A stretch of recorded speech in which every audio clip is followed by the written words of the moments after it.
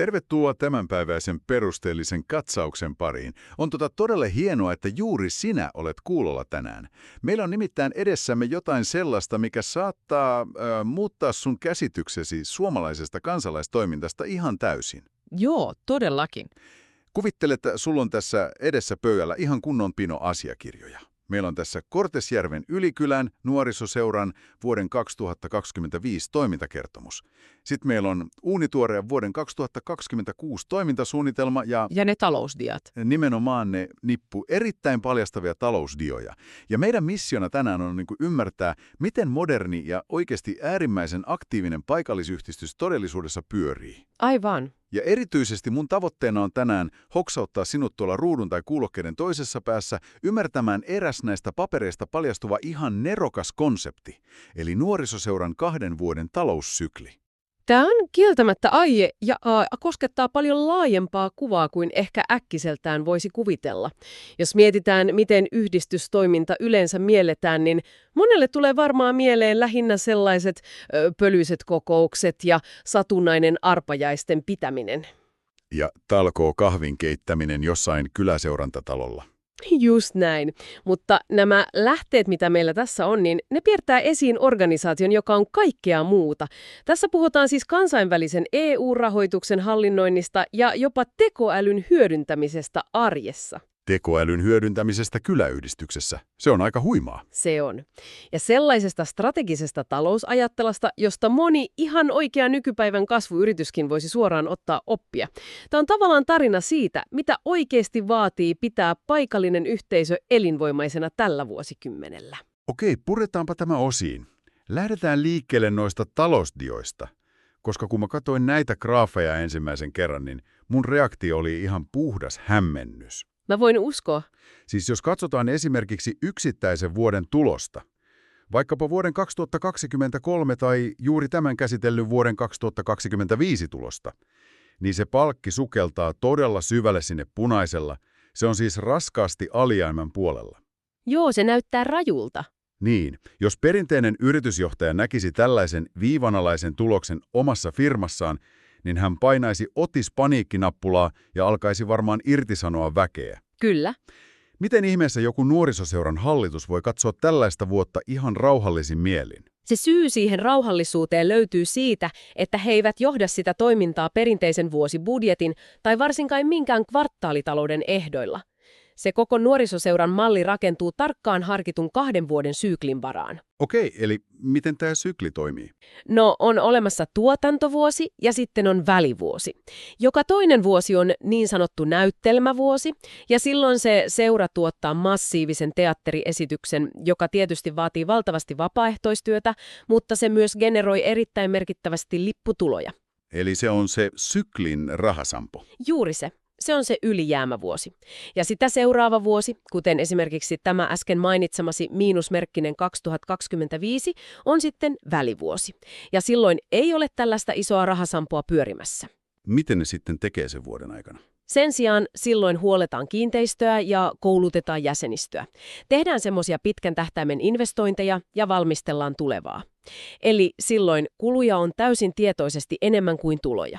Eli käytännössä se edellisen tuotantovuoden voitto on olemassa ihan vain siksi, että sillä voidaan rahoittaa tämä seuraavan vuoden syvä sukellus sinne punaiselle.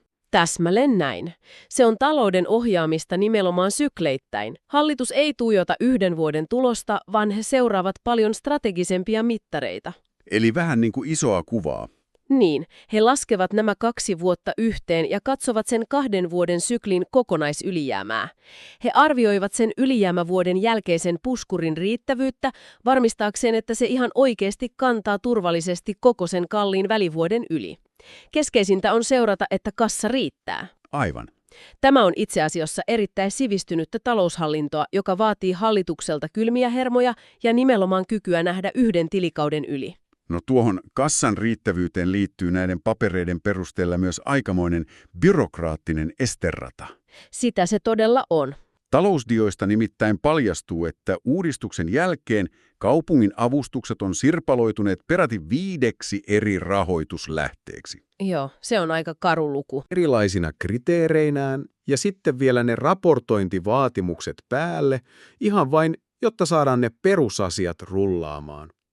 Miten tällainen vaikuttaa yhdistyksen arkeen? Tuo on erinomainen nosto, ja se itse asiassa nostaa esiin yhden koko kansalaistoiminnan suurimmista nykyhaasteista ylipäätään.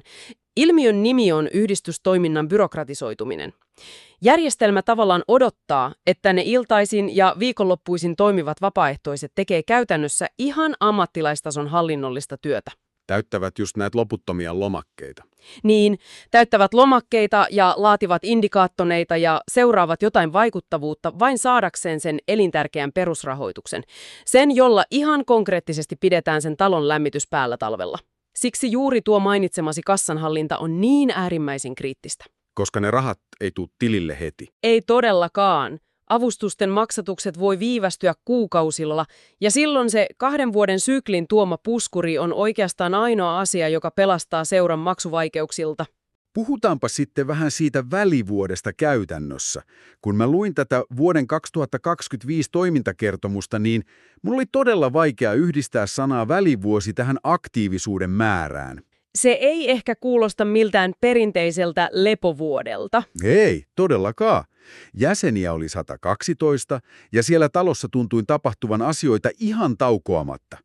Erityisesti toi nuorisotoiminnan laajuus yllätti mut. Mitä sieltä nousi erityisesti esiin? No, siellä mainittiin esimerkiksi Kauhavan nuorisovaltuuston kanssa yhteistyössä tehty Kaos-korjaamo-podcasti.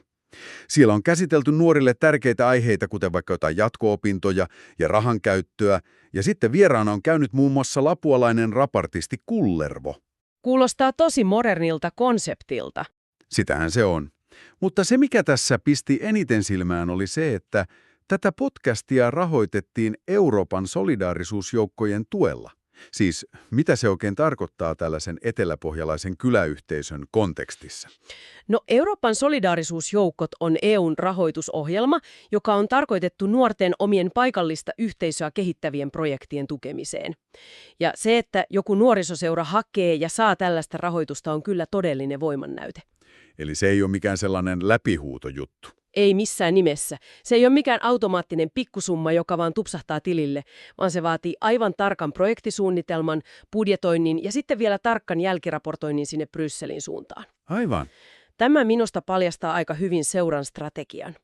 He eivät yritä väkisin pakottaa nykynuoria mihinkään perinteisiin muotteihin, kuten vaikkapa johonkin perinteiseen näytelmäkerhoon, jos ei heitä kiinnosta. Niin, annetaan nuorten tehdä sitä, mikä kiinnostaa. Nimenomaan seura tarjoaa ne hallinnolliset hartiat ja sen rahoitusosaamisen siihen, että nuoret voi luoda täysin omaa modernia kulttuuriaan, kuten nyt vaikkapa tuon Oddcastin, ja tekevät sen seuran sateenvarjon alla. Tuo on kyllä todella oivaltava tapa katsoa asiaa. Eikä se muuten jäänyt vain siihen podcastiin. Nuoret teki myös viikon opintomatkan Tšekkiin Erasmus Plus-ohjelman puitteissa, ja kotimaassa he teki vierailut Ylen uutis- ja ajankohtaistotoimitukseen sekä sitten Sanomataloon Supla-palvelun vieraksi. Tuo kuulostaa siltä, että rakennetaan ihan oikeaa mediaosaamista. Kyllä. Näistä kyllä muodostuu kuva todella kansainvälisestä ja mediaa ymmärtävästä nuorisosta. Mutta sitten samalla, kun käännän vähän toimintakertomuksen sivua eteenpäin, niin mä törmään aivan toisenlaiseen maailmaan. Mihin sieltä törmäsit? No siihen, että ihan samassa rakennuksessa järjestetään Kauhavan seurakunnan Ylikylän alueen kinkkerit ja lukion vanhojen jatkot. Sitten siellä on Järvilakeuden kansalaisopiston Amazing Race-tehtäväpaikka ja pop-up-kahvila Luoman puutarhalla ja jopa koirakokeen keskuspaikka. Siis tämä talo on ihan kuin kameleontti. Käytit muuten sanaa kameleontti, ja se kyllä kuvaa sitä tilaa ihan täydellisesti. Tässä ehkä kiteytyy sen termin monitoimitalo kaikista syvin olemus. Jotta tällainen iso kiinteistö voi oikeasti säilyttää merkityksensä, niin sen on oltava koko sen kyläyhteisön yhteinen olohuone. Sellainen paikka, mihin kaikki on tervetulleita. Juuri niin. Sen pitää palvella kaikkia sukupolvia vauvasta vaariin ja kaikkiin mahdollisiin intresseihin. Ihan sieltä koirakokeista rapkeikkoihin. Ja tämä olohuone näyttää toimivan myös näyttämönä ihan yhteiskunnalliselle keskustelulle. Toimintakertomuksen nimittäin mainitsee erään mielenkiintoisen vierailun elokuulta Kyrofest noin 2025 tapahtuman yhteydestä. Keitä siellä silloin vieraili? Seuran talolla kävivät silloin vierailemassa ja ruokailemassa muun muassa kansanedustajat Fatim Diarra ja Antti Kurvinen sekä sitten Kultaryyn Roosa Meriläinen. Tämä on erittäin klassinen ja sanoisin, että tärkeä rooli paikalliselle yhdistykselle. Vaikka seura itsessään on täysin poliittisesti neutraali toimija, niin sen tehtäviin kuuluu tarjota foorumi ja tilat sille, että valtakunnan tason päättäjät voivat kohtata näitä paikallisia toimijoita ja asukkaita. Keskustella ihan kasvotusten. Niin. Se on elävän demokratian ja kansalaisyhteiskunnan ylläpitoa ihan siellä ruohonjuuritasolla. Se antaa paikallisille äänen. Ja kun talossa käy näin paljon väkeä poliitikoista rap-artisteihin ja koiraharrastajiin, niin sitä pitää tietysti myös fyysisesti ylläpitää. Kertomuksessa on listattu todella vaikuttava määrä ihan kiinteistön kehityskohteita.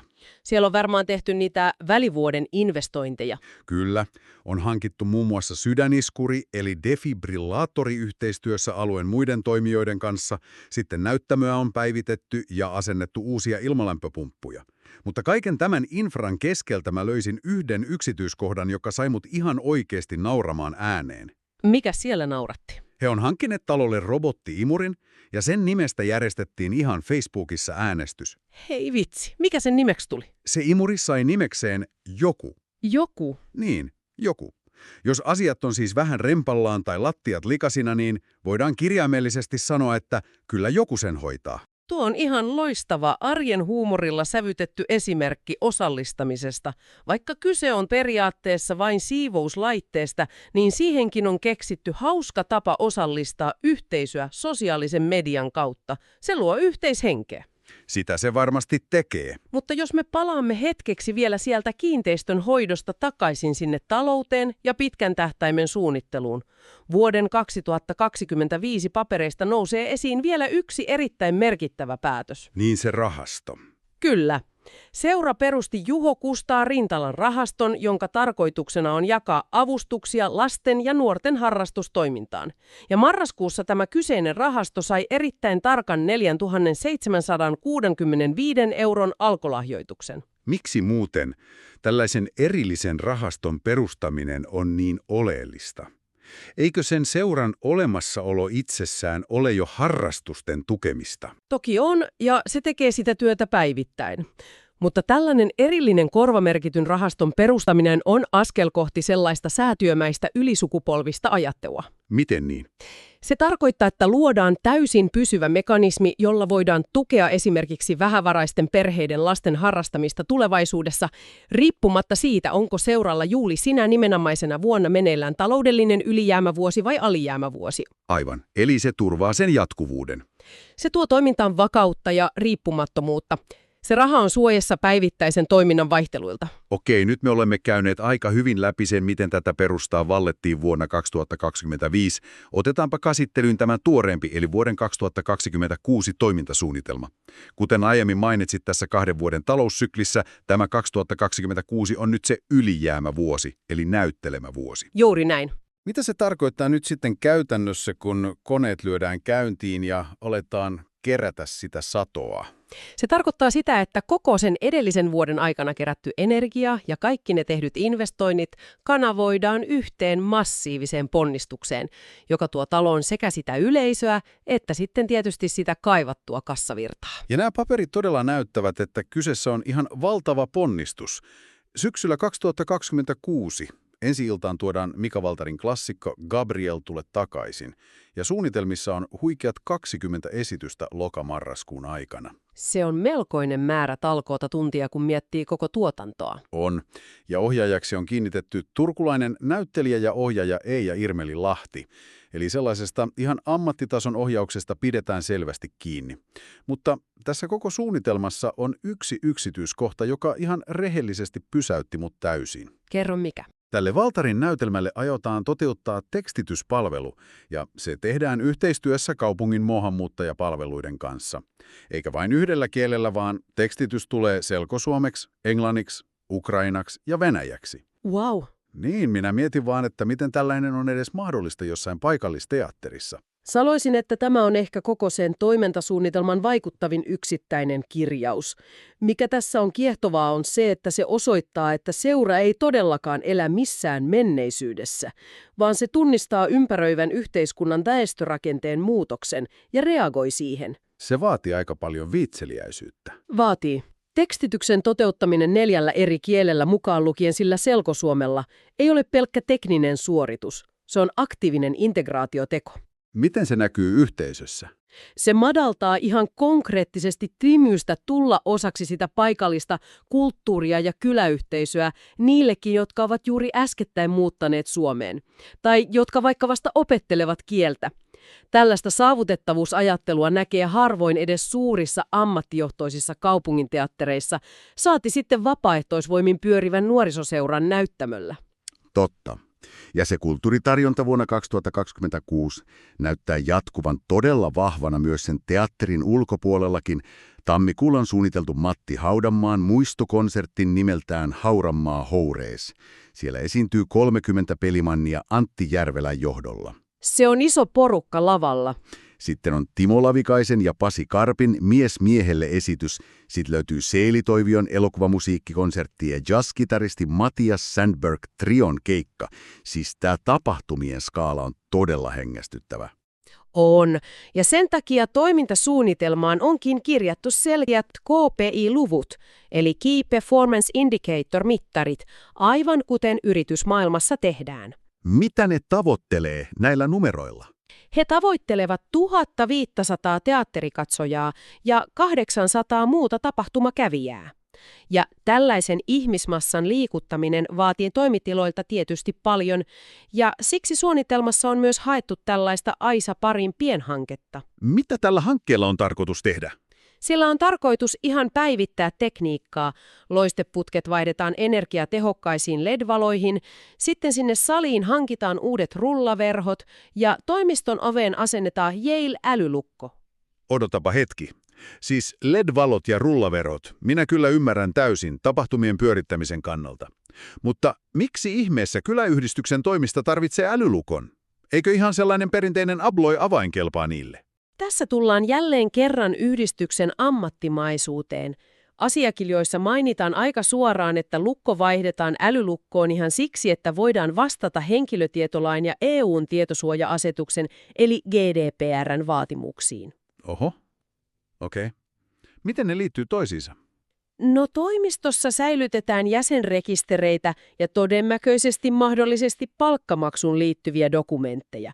Nykypäivänä ei yksinkertaisesti riitä, että tällaiset paperit on jossain lukitussa huoneessa, jos niitä perinteisiä avaimia on jaettu 10 eri vapaaehtoisille vuosien varrella, eikä kukaan tiedä, missä ne avaimet oikeasti menee. Aivan, se on tietoturvariski. Iso sellainen. Mutta älylukolla se hallitus voi logittaa ja kontrolloida aivan tarkalleen, kuka sinne tilaan pääsee ja milloin. Tämä osoittaa kyllä todella syvää ymmärrystä nykypäivän lainsäädännön vaatimuksista. Se todella osoittaa sen. Ja kun puhutaan tästä hallituksesta, niin on ihan pakko ihmetellä, miten ihmeessä vapaaehtoiset pystyy johtamaan tällaista valtavaa palettia. Näistä asiakirjoista löytyy lista seuran puheenjohtajan muista luottamustoimista, ja se ei ole mikään lyhyt lista. Ei todellakaan. Hän ei suinkaan istu vain tämän oman seuransa kokouksissa. Hän on Suomen nuorisoseurojen valtuuston jäsen ja hallituksen ensimmäinen varapuheenjohtaja. Sen lisäksi hän istuu Nuorten Akatemian valtuuskunnassa, sitten Suomen nuoriso-opiston Paukkulan hallituksessa ja Korpisaaren säätiössä ja jopa Kauhavan säästöpankin kulttuurisäätiössä.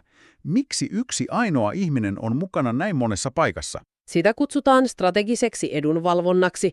Mikään paikallisyhdistys ei voi nykypäivänä elää vain siinä omassa kuplassaan. Vaan pitää verkostoitua. Nimenomaan, kun yhdistyksen johto istuu näissä valtakunnallisissa hallituksissa ja alueellisissa säätiöissä, niin he pystyvät suoraan vaikuttamaan siihen, millaisia painotuksia esimerkiksi valtakunnalliseen rahoitukseen tai sen sääntöihin tehdään. Se varmistaa, että sen paikallistason ja maaseudun äänin kuuluu oikeasti siellä, missä ne isot päätökset tehdään. Verkostot ovat nykypäivän kansalaistoiminnassa aivan yhtä tärkeitä kuin se itse arjen tekeminen. Tämä ammattimaisuus näyttää ulottuvan myös ihan heidän digitaaliseen työkalupakkiinsa. Ja tämä oli minulle rehellisesti sanottuna se kaikista yllättävin osuus näissä papereissa, kun mun mielikuvayhdistyksen hallinnon pyörittämisestä oli lähinnä joku tallennettu Excel-taulukko ja pari ruutuvihkoa. Mutta katsotaanpa tätä listaa. Taloushallinto hoidetaan SaaS-pohjaisella kirjanpito-ohjelmistolla, joka tukee sähköistä ostolaskutusta. Voisitko ihan lyhyesti avata, mitä tuo SaaS edes tarkoittaa tässä yhteydessä? SaaS tulee sanoista Software as a Service, eli suomeksi ohjelmistopalveluna. Se tarkoittaa käytännössä sitä, että kirjanpitoa ei todellakaan asenneta millekään yhdelle pölyttyvälle seurantalon takahuoneen tietokoneelle, jota kukaan ei osaa käyttää, vaan se toimii kokonaan pilvessä. Kaikki vastuuhenkilöt pääsee siihen käsiksi mistä vain, ja automaatio hoitaa esimerkiksi laskujen kierrätyksen ja hyväksynnän. Eli se säästää ihan hirveästi aikaa. Kyllä. Ja se on tärkeää, koska vapaaehtoisten arvokkainta resurssia, eli sitä aikaa, ei silloin tuhlata minkään paperikuittien pyörittämiseen. Ja tämä lista vaan jatkuu. Markkinointiin heillä on käytössä Canva Pro ja Adobe Express. Sitten projektien ja tehtävien hallintaan käytetään monday.comia. Sisäinen viestintä hoidetaan Slackin kanavilla ja kaikki dokumentit jaetaan Google Workspacessa. Mutta se todellinen kirsikka kakun päällä, mikä täältä löytyy, papereissa lukee ihan suoraan, että jäsenille on tarjottu mahdollisuus käyttää Microsoft Copilot 365-palvelua, siis tekoälyä. Se on kyllä kova juttu. Siis kyläyhdistys käyttää Microsoftin tekoälyä toiminnansa tukena. Ei muuten ole mikään ihme, että heidän verkkosivuillaan vieraili vuoden aikana yli 4500 kävijää. Joten kysynkin nyt ihan suoraan sinulta, joka siellä kuuntelet tätä. Mietipä tätä kaikkea listaa hetki. Vastaako mikään näistä asioista sitä mielikuvaa, joka sinulla on aiemmin ollut perinteisestä kyläyhdistyksestä? Jos vedämme hieman yhteen sen, mitä nämä asiakirjat yrittävät meille kertoa, niin se viesti on erittäin selkeä. Elinvoimainen ja oikeasti vaikuttava paikallistoiminta tällä nimenomaisella vuosikymmenellä vaatii vahvaa teknologista osaamista. Se vaatii ymmärrystä siitä EU-rahoituksesta ja monimutkaisesta lainsäädännöstä sekä aivan uudenlaista ennakkoluulottomuutta osallistaa uusia väestöryhmiä. Totta. Mutta ennen kaikkea se vaatii sen tärkeän rakenteellisen oivalluksen, josta me lähdimme alun perin liikkeelle. Kyvyn sietää epävarmuutta ja nähdä talous laajempana 2 vuoden syklinä, mallina, jossa sen 1 vuoden taloudellinen miinusmerkki on vain huolellisesti suunniteltu ponnahduslauta heti seuraavan vuoden menestykselle. Ja juuri tuohon ajatukseen mä haluan, että me tänään päätämme, koska mitä tämä kaikki loppujen lopuksi tarkoittaa meidän ihan omassa jokapäiväisessä elämässämme? Me elämme yhteiskunnassa ja sellaisessa työelämässä, joka on aivan sairaaloisen riippuvainen jatkuvasta kvartaalikasvusta. Meiltä vaaditaan ihan jatkuvaa maksimaalista suoritusta, tuottavuutta ja ihan välittömiä tuloksia joka ikinen vuosi tai jopa joka ikinen kuukausi. Ja se on tosi kuluttavaa. Sitä se on. Mutta mitä jos mekin soveltaisimme omassa elämässämme tätä nuorisoseuran 2 vuoden sykliä? Oli kyse sitten vaikka urasuunnittelusta tai uuden taidon opettelusta tai isosta luovasta projektista. Mitä jos me antaisimme itsellemme ihan tietoisesti ja ilman mitään syyllisyyttä luvan viettää sen välivuoden? Välivuoden, jolloin ladataan akkuja. Just niin. Ajan, jolloin emme yritäkään loistaa ulospäin tai tuottaa sitä tulosta taukoamatta. Ajan, jolloin me keskitymme vain rakentamaan sitä perustaa, kouluttautumaan ja vahvistamaan omia resurssejamme.